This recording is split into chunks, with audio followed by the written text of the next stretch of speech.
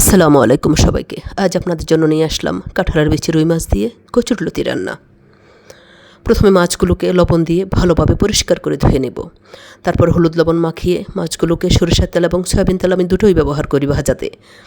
মাছগুলো ভেজে নেব। তারপর রান্নাতেও আমি সরিষার তেল এবং সয়াবিন তেল দুটোই ব্যবহার করি।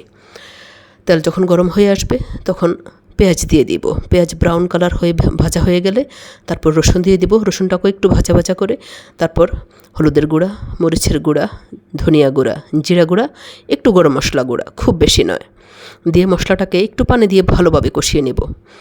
মশলার উপর যখন তেল উঠে যাবে তখন লতি এবং কাঁঠালের বিচি দিয়ে দেব। কাঁঠালের বিচি এবং লতি ভালোভাবে কষানো হয়ে গেলে তারপর উপরে মাছ দিয়ে দেব। তারপর পরিমাণ মতো সামান্য পানি দেব। লতি সবজিটা এমনিতেই নরম, খুব বেশি পানি দেওয়া যাবে না। লতি ঘেটে গেলে খেতে ভালো লাগবে না।